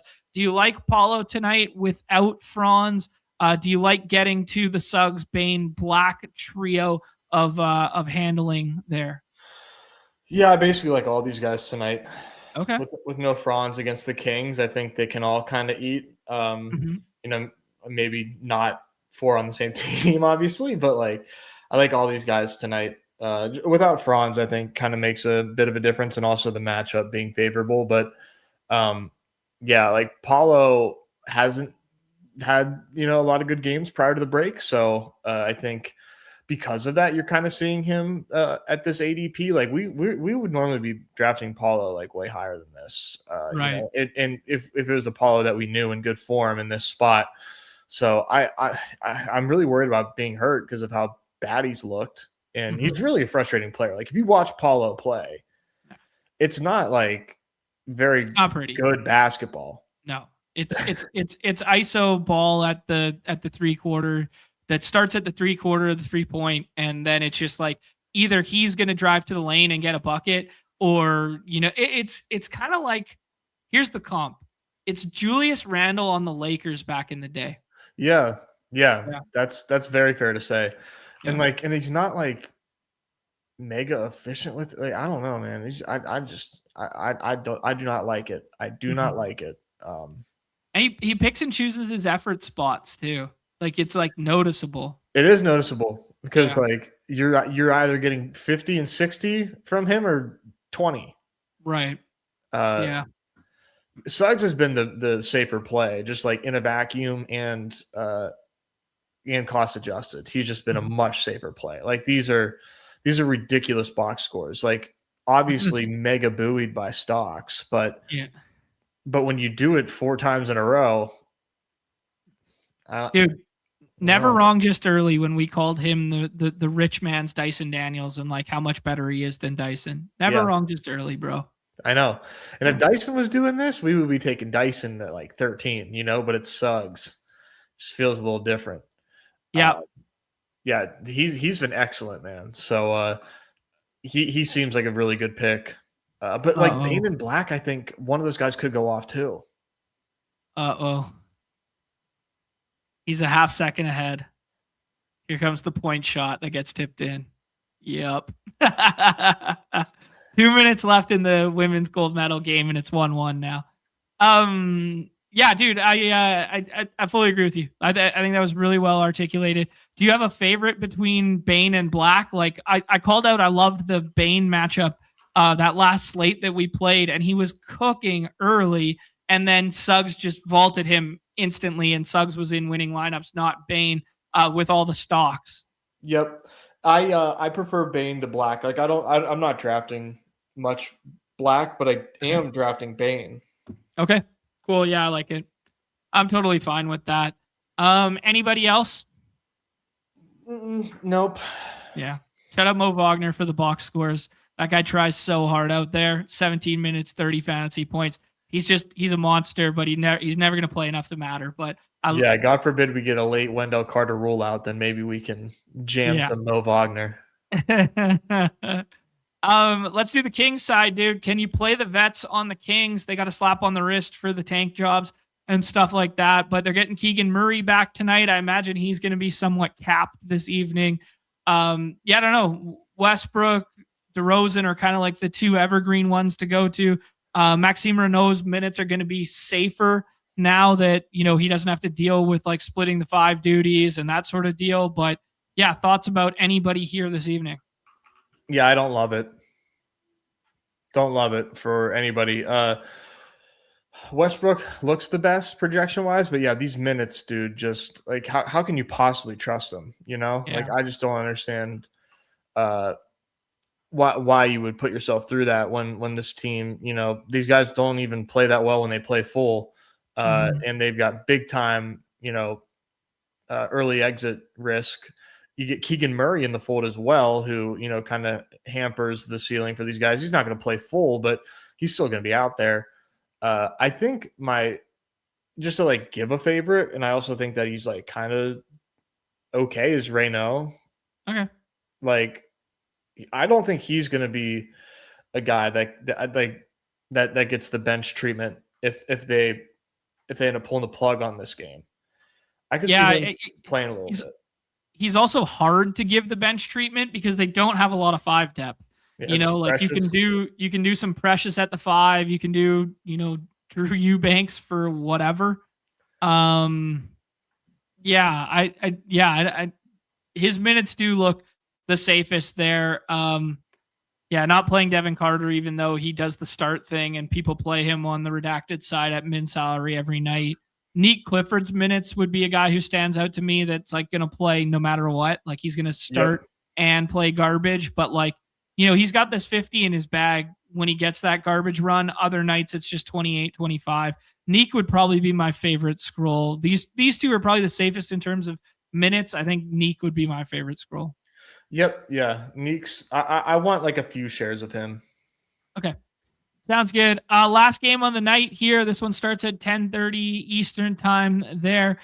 Clippers and Nuggets here. 5 by way of the Nuggets. 225.5 total in this one, which, we're slowly seeing those Clippers totals climb a little bit in the absence of Harden and Zoobs. Like they're just a little bit faster, I guess. And, Kawhi's playing some good ball. I thought it was a hilarious note yesterday that came through the timeline that Kawhi is going to have a strict minutes cap, and the minutes cap was 35. It was like, he's going to have a minutes cap 35. I was like, dude, I'll take 35 of Kawhi any damn night. You scared me. I didn't see that. Yeah, it was hilarious. It was in the Discord somewhere there.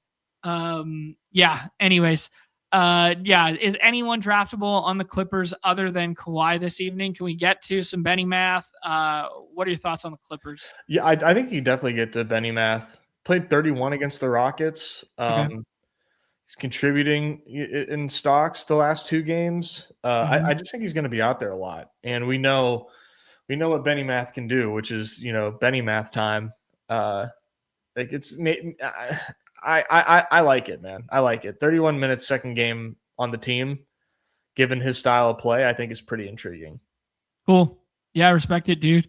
I did just realize I didn't read out the injury report yet. No Darius Garland is kind of all that matters on that side. And then on the Nuggets side of things, no Aaron Gordon. It looks like Jalen Pickett has a probable tag, and no Peyton Watson this evening. So we'll talk about that on the Nuggets side there. I like the Benny Mash out, dude. Yeah, I'm fine with it. I think it's a good scroll in the last round. 31 minutes, get some bench scoring in there. I think he could definitely matter here. So I do think it's a really good scroll this evening. Your thoughts on Kawhi? Is above Cade or below Cade for you? Below. Okay, so you just kind of have Kawhi locked in at 5. 6. Yeah. Okay, sure. Yeah. I think he's a very good flip the board candidate today because nobody's going to take him on the left-hand side. So if you want to flip the board and get some unique combos with Kawhi, I think it's a really good idea. How would you? Oh, okay, got it. Sorry, I was like, take Kawhi 1. Yeah, take Kawhi 2 or 3, and then just get some combos of guys that never come back to the other side, because he's going to be paired over and over again on the right-hand side of the board with Donovan Mitchell and JB over and over again. Yeah, that takes some stones, but definitely like a good way to think about it is like he's going to have very little uniqueness with that second round pairing. Yeah. Probably too deep a slate to get to anybody else, but we will have John Collins games in the future here. We will have the Nito Hauser games. We talk about him a decent amount as a rates guy off the bench, but just too deep a slate here for anybody else. Right. Okay. Sounds good. And then on the Nuggets side of things, there's 2 that go. One goes the first overall. The other one goes in the second round every damn time. Those are Nikola Jokic and Jamal Murray. Is there anybody else that you would want to draft this evening? Nope. Okay. No, and I like those, obviously. Well, let's talk about Jamal here because Joker's a 101. Yep. Yeah, I like Jamal a lot, man. He's my player. Like, I've got him ahead of Şengün. I did have him over Apollo for a minute, and then I kind of relaxed on that. Okay. Yeah, he was good without Joker. He's good with Joker. It's like one of the safest plays in terms of range of outcomes that you can ask for. Cool. Yeah, no, I like it. He doesn't fall back to the Joker teams all that often, but when he does, I'm totally down to pair the 2 of them together too. Mm-hmm. Yeah, no, for sure. No issues pairing them. I kind of like it even. Okay. Yeah, so stocks are stealing blocks. Thank you guys for answering it in the question. Double dribble payout. It's my understanding that double dribble over All-Star weekend gets split in 2, and the double dribble doesn't advance until Sunday this week, I believe. Okay. I think that's what. Yeah, I know it's soon though. Yeah, Zakarian was talking me through the week, because if you go to the active, or I guess live NBA basketball, yeah, it's still live. It doesn't advance until Sunday, and then it'll pay out, Monday, Tuesday, or Wednesday. Yeah, so end Sunday. It's a double week. Egger's confirming there as well.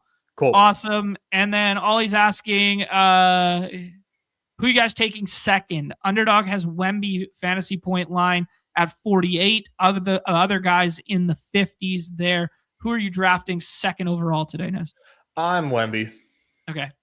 So I think this is kind of like the chalk is like these 6 are like a tier, and it's really like Joker's a tier, and then you can start mixing and matching. Dude, I'm honestly fine with any of these guys at 2, and I think it's like not that crazy a break in the line of sand if you want to just like go ahead and flip the board with any of them, to be honest. But I think Cade is probably my least favorite of this group of 6, and Wemby is probably my favorite. But if you were like, hey, just rank it for tonight, I think I would rank it like that. Wemby, Maxey, JJ, Kawhi, Cade. And I'll have to make some adjustments to my Kawhi ranking there a little bit. I had him 6, but Yeah, maybe flip him and Cade. He's been unconscious recently. He's been so good. He's one of my all-time favorite players, man. Just a beautiful game and just so efficient. Absolutely. And so much unwasted movement in everything he does. Yeah. Like he never looks like fast, but he can always beat you off the dribble. Like, you know what I mean? Yeah. Yeah, he's so nice. Yeah. Don't disrespect JJ. I know, but everybody's back in that spot too. I know it's the highest total on the slate, but I'm flip-flopping those two tonight. I'm mixing and matching. But yeah. All right, Nez. I think it's time to just hop in and see what this looks like on the fly here. Fire up the old solve machine here and get the answers to the test. Let's go.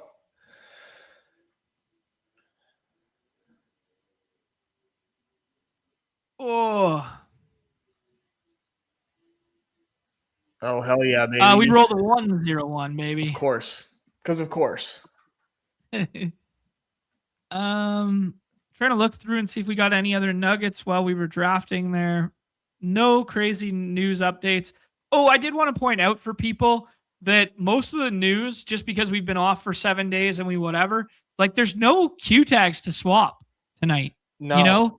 Like all the information we've kind of been given already, which is nice, but that does shift the dynamic of the slate compared to usual, where it's like, if we got a surprise start that is a high rates guy, or if we got like I'm trying to think of like a good one, maybe just like a couple of those 6th round Q tags with the Pacers and like quote unquote value opens up. Like nobody's going to be able to swap into it. So the scrollability for leverage early is pretty good. Yeah, it really is. I love having a free 6 round swap, but nobody tonight, which kind of bums me out. Here you go. This is why my idea is not that crazy. I turned up the solver here. We'll go ahead and cue Jokic up. But this is why my idea was not that crazy. Let me just click on the solver for a second. I have projection variance at 25% and ADP weight at low right now, and it's suggesting Kawhi. Wow. Like that's why it's not that crazy, man. We're too rigid. We're too stagnant sometimes. I'm never saying to do it over Joker, but I'm just saying like there you go. Sam Olsen taking Maxey at 2. Like why not? Mm-hmm. Like I'd love Wemby to play 30 minutes tonight and matter, but they're 8.5 point favorites and they play not tomorrow, I guess. Not tomorrow, so that's a good thing. But yeah, I don't know.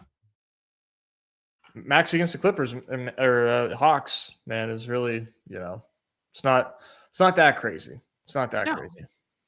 Not all that far-fetched. Let me just go to my drafts real quick. And the completed, I did 6 of them this morning while we were watching the old Olympics there. Let me see here. Just want to get the exposures real quick. I don't think I have a Joker team yet, so it doesn't. Better play it tight, clutch those pearls. Man, I made some crazy ass Scotty teams. Yesterday in the golf stuff. I love that you got 20 in. Excited to see how you do. Oh, I'm not going to do good. not going to do well at all, but you just might. We got overtime in this USA Canada women's hockey gold medal game. That's kind of what it's all about. The best kind of hockey, man. And it's the Olympics. Like I can feel the patriotism coursing through my veins. we got treated to some good shit the other day, the Canada game, and then the US game going to overtime after. Like those were both really good games. I hope they meet in the finals for the men's stuff too, because that'd be special. Yeah, that would be fantastic. That was a crazy game. Yeah. Quinn Hughes, baby. Nez, let's start flipping, dude. I think this is not a crazy idea. Like we're seeing that, hey, you could take, KD here and it's like about the same projection.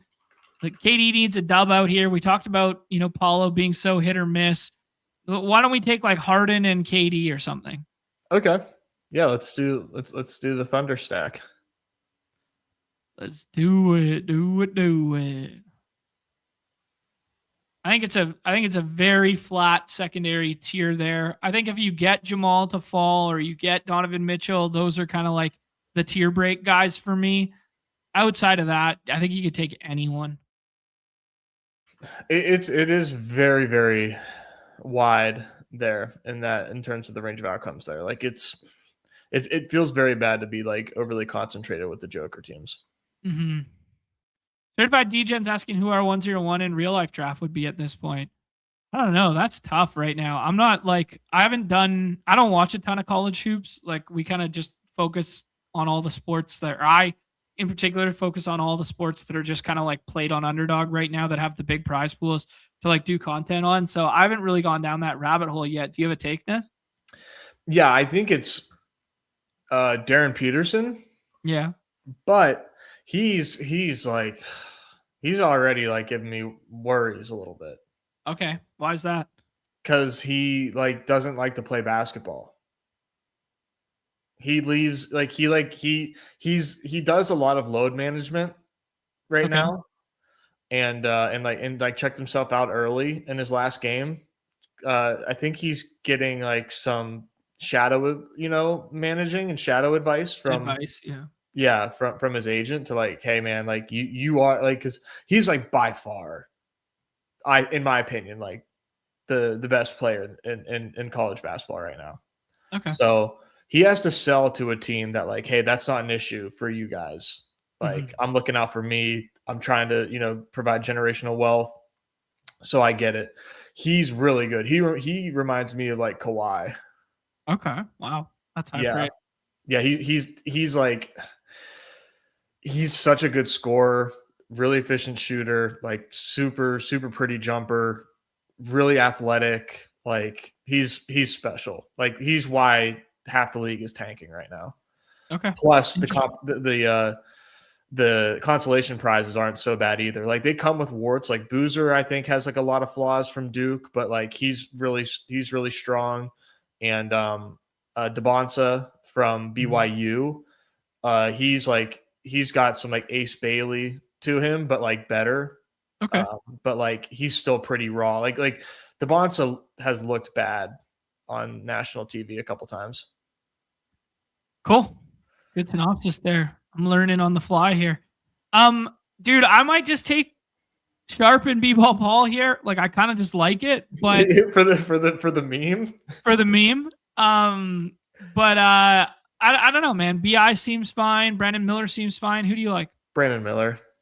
All right, let's take Miller here. And then do you like Sharp, BI, Paul, Derek White? Who do you like? Solver saying VJ. I don't love VJ like that, but B-Ball Paul. All right. Yeah.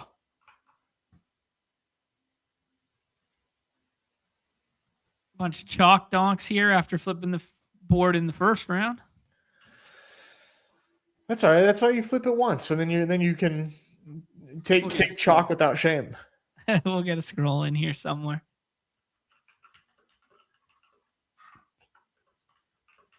What are we doing here? In the intermission here, they just flipped over to the curling.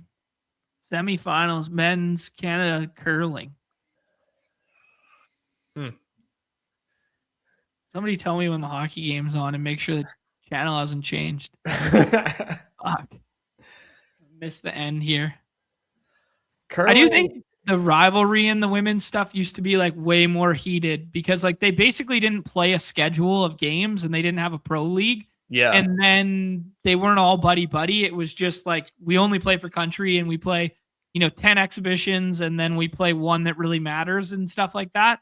There used to be like way more hatred. Now I think a lot of them are like teammates in like the PWHL and stuff like that. So it's kind of like it's lost a little bit of the intensity that it once had. That's sort of a bummer. Mm-hmm. Yeah, you prefer that's just great for everything. But I get it. I get how it happans. Yeah, a heated rivalry indeed. Yeah. Low hanging fruit. They Vancouver was added as like an expansion team as like the PWHL grew this year, and dude, they sell out like 10K seats like in the old. They play. There's like 3 stadiums in Vancouver, like big ones or whatever, and like the old one that the Canucks used to play at like 20 years ago. They sell that one out. It's like pretty impressive. Wow. Yeah, like I didn't really understand the demand for like women's hockey. Yeah, no, I think it's pretty cool. I haven't watched them play, but you get some like different skill sets with the women's sports. It's sort of like a different game, in terms of like how it plays. So yeah, it's pretty entertaining, and it helps when you have like one star, like a star too. If there's some star power involved. For sure, absolutely.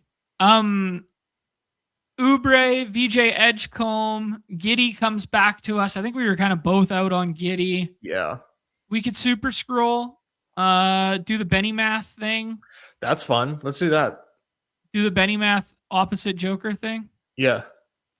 There's a lot of nice scrolls tonight, man. Like you can tell yourself a story about Dyson in the highest total game and getting some stocks. Like, I love Vukovic. Like RJ, you mentioned earlier, Benny math. Peyton Pritchard just getting hot from 3 off the bench. Why not? Kelly Oubre, if everyone's going to draft Edgecombe because Edgecombe is projected for 31.8 and Kelly Oubre is projected for 30.8, like just take Kelly Oubre instead. There's a lot of fun scrolls tonight. There are. Yeah. Yeah. It could be a good double scroll slate here and kind of like jump the Paul Reed and Sharp fragility and just scroll twice. Yeah, I really do think so. Not a big difference there, and you're getting major leverage. Yeah, not a big difference in like, yeah, you can go ahead and take like Castle. A Castle's going to project in this tier anyways. So if you did like Castle and Con or Castle and Bane, like you see Dat Mavis did, Bane and Con, like that feels smart. Feels good. Yeah, I like all those picks. All right, Nez. We're gonna talk a whole bunch more hoops tomorrow. Let's just cap it at one draft there today. We got puck drop in the gold medal here. I want to watch the end of this one. Yeah. So yeah, we got some more puck tomorrow too with the men's semifinals. So I will draft a dinger at some point here, but I might pre-record or something like that, or do it later tonight because I want to watch the men's puck tomorrow too. So yeah. Noah, check Discord, bro. I'll get you a pick'em. I promise. All right. No, we're gonna have a pick'em entry in the let's put it in the main feed there. Yeah. Check the Badge Bros. Just the main Badge Bros channel, server, whatever the fuck, in the Discord. You'll see. It's gonna be a banger though. Like I'm not giving you. This isn't a 6x, 3x. Yeah. Okay, we're trying to turn one into hundreds. So Love it. Slide Keegan Murray. That's the advice. Okay, cool. All right, dude. Great show. We'll be back tomorrow, guys. Hit that like, subscribe, all that good stuff. Please and thank you. And then don't forget to sign up. Sign up for the giveaway. We're going to give it away tomorrow. I'm going to make sure I get the link one last time in the chat there for everybody. Sign up to be the +1 to the dog bowl. All right. Anyways, if you guys didn't see the PGA show yesterday, I think it was very, very good and has some good evergreen principles. And there's breakaway and a stick lift. All right. Everybody's favorite time on the show. The end. Peace. We'll see you tomorrow.